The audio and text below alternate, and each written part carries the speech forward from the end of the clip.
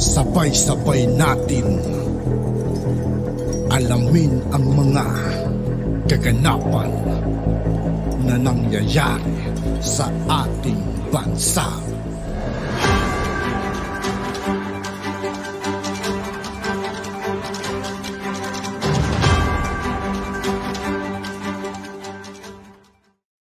Yo, what's up mga kaibigan? This is I2K po again. Ngayon nandito ulit tayo sa channel ni Banat News Update. Dito naman ulit tayo magbibigay ng komento at reaksyon, kaya samahan nyo. O guys, let's go! This is Republic of the Philippines versus Wilfredo Gonzales. Magkano binayad sa'yo ni Wilfredo? Ito ang nakakagulat na balita Din to mga kaibigan, panoorin natin. Ngayon. Viral at trending ngayon sa mundo ng social media ang di umano'y balitang naglabas ng galit at sama ng loob si Maharlika kay Katunying matapos niyang interviewin si Kalbo Wilfredo Gonzales. This is Republic of the Philippines versus Wilfredo Gonzales. Sabi kasi ng siklista, tanggap ko na po kung tawagin akong duwag. Yes, pero wala po kayong paninindigan. Hindi kayo nakikinig sa anak ninyo. Isang beses lang kayo mabubuhay sa mundong ito. Habang buhay kayong magiging takot. Tama yung anak mo, Mr. Siklista. Kaya wag kang pumayag na apak-apakan ka. Lumaban ka kung sa tingin mo ikaw yung tama. Kaya nang lumabas ang balitang ito, ay umani agad ng samut-saring hinaing at komento sa mundo ng social media. At ayun pa. Itong tinikalbo mga kaibigan, pakitang tao lang. Pagkatapos ng ginawa niya sa bisikleta, kinasahan niya ng baril, hinugutan niya. Kaya tapos sinila-hila pa, kinaladkad niya yung bike ng bisikleta na to. Pakitang tao yung ngiti niya mga kaibigan. Plastic. Sa kanila. Attorney Fortune, talagang pilit na isusuong ang laban kay Kalbo, Maharlika. Babawiin ang lahat ng lump sum na natanggap niyang retirement. Peneke at kay Katunying lang daw siya nagpa-interview. Paiyak-iyak pa si Kalbo kay Katunying. Nakakahiya pa rin si Kalbo. Peneke daw yung retirement niya para makatanggap ng benepisyo. Wala na, pinapakita lang ng Kalbo na makapangyarihan siya. Di siya kaya ng kahit sino. End quote. Pero bago ang lahat mga ka-updates kung sa lahat ng hindi pa nakasubscribe mga kaibigan kay Banat News Update, mag-subscribe na po tayo at huwag nyo rin pong kalimutan mag-subscribe dito sa aking channel. Bago ka pa lamang sa aking channel ay mag-subscribe ka na at huwag kalimutang i-click ang notification bell para mas updated ka sa mga bago at napapanahong balita na i-upload namin. Hindi pwede itong palipasin, so kapag ganun, na in-interview lang ni Taerna at bigyan lang siya ng payola, tapos na ang boxing?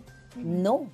So, ibig sabihin, yung mga susunod na judge mo na mga retired police o kung sino man, kahit hindi police, negosyante, may pera, nakikita nila, ay okay naman pala. Magpapa-interview na lang tayo kay Taerna. Babayaran lang natin siya ng magkano ang hiling niya, di ba? Then, areglo na. No. Ito ay labanan ng society, ng buong Pilipino, laban sa isang judge mo na katulad ni Wilfredo. Okay mga palangga, ito interview na. Sabi ng siklista, kunyari matawhay-tawhay si Tuning, di ba? Magkano, Taerna? Pampagamot pa rin sa anak mo? Magkano binayad sa'yo ni Wilfredo? Ngayon, personal din yung atake ni kung maibigan, ni Maharlika kahit Katunying, magkano? Pampagamot sa anak mo. Grabe, pati yung anak na nadawit na, mga palangga. Sabi ng siklista, tanggap ko na po kung tawagin nila akong duwag.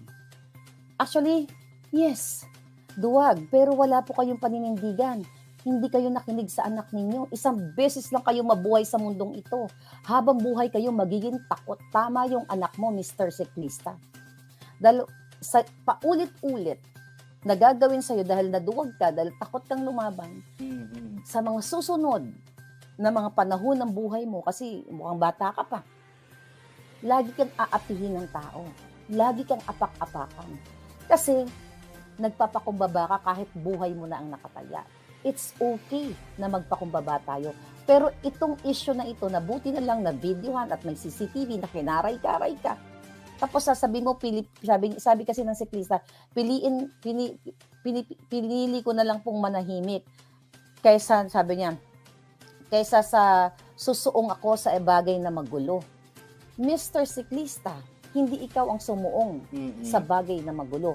Yung kalbo, di ba? Yung judge mo na taga Supreme Court na maraming kaso, dismissed na pulis, siya ang sumuong at inilagay ang buhay mo sa kapahamakan. Kailangan pag-isipan mo, hindi pwede magkapataw. Kahit ako mga kaibigan, kung ako man yung siklista dyan, palag akong palag, hindi pwede yung ganyang mga pinaggagawa sa akin ng kalbo na yun kung sasakali. Dapat pumalag siya eh. Ano siya sabi yung siyang sumuong dun? Si Kalbo ang sumuong sa ganyang klaseng sitwasyon. At buti na lang talaga mga kaibigan, may camera, no? Nakuha ng video, CCTV, nakita ko paano siya kalad ka rin talaga. Wala. Tawaran kayo. Hindi mo na to laban. Ilagay niyo po yan, Mr. Alan, siklista. Hindi mo lang to laban. Laban to ng lahat ng mamamayang Pilipino kasi ibig sabihin, pag nakita ito ng mga abusado, ay okay lang naman pala eh. Magtututok na lang ako ng baril dito kasi nagkapatawaran at hindi ganyan. Hindi ganyan ang hustisya kahit sa Amerika, kahit sa Pilipinas. 'Di ba? Pareho lang naman ang pattern ng batas. Ngayon, sabi nito ni Wilfredo, kunyari, barang basang sisiw, di ba si Kalbo, ganun-ganun, akala mo makaluluyan buha ka ng ina. Kitang-kita ka sa buong mundo na kaya mong pumatay ng tao. Sabi niya, siguro po, after nito, si Wilfredo Kalbo to, siguro po, after nito, makapamuhay na kami ng maayos, walang nagmumura sa akin araw-araw, oras-oras. Di ba, concerned ka sa pagmumura? Buti nga, mura lang. Mas masakit yung tinutukan ka ng baril at binatukan ka. Hindi ka pa nga nasaktan eh. Tapos magpaka-artik yung kawawa ka. Pangina, I hope yung mga senador, gawin nyo yung tama. Pagbayarin nyo tong ginayupak na to. Dahil kung palalagpasin nyo to, dahil baka kakilala ni Lisa Smugs, dahil nag-work sa Supreme Court, at baka kakilala ni Martin Romualdez, tandaan ninyo, si Speaker of the House, pinagkakausap ang mga justices para i-bribe niya sa pamamagitan ng budget. Ulit-ulitin ko. Nadawit na naman sila First Lady at Martin, mga kaibigan, Martin Romualdez. Si Tambaluslos ay pinagtatawagan ayon sa ating puting ahas na sinundak niya ang mga justices na kapag hindi binigay ang pabor niya dito sa Okada-Manila dispute, ay magkakaroon ng impact ang budget sa Supreme Court.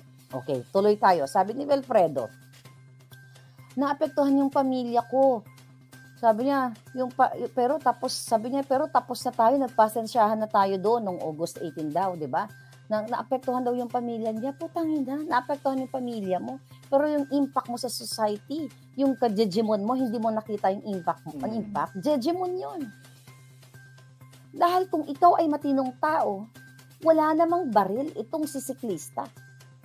Bubunot ka lang ng baril kung nasa danger zone ka.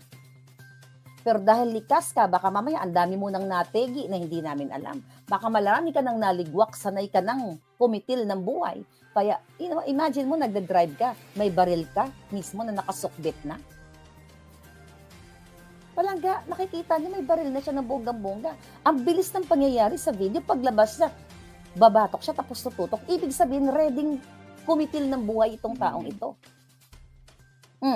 Tapos sabi niya, Manita Erna, hindi ko naman naisip na maari kayong magkita. Putang ina, napakasinungaling ng...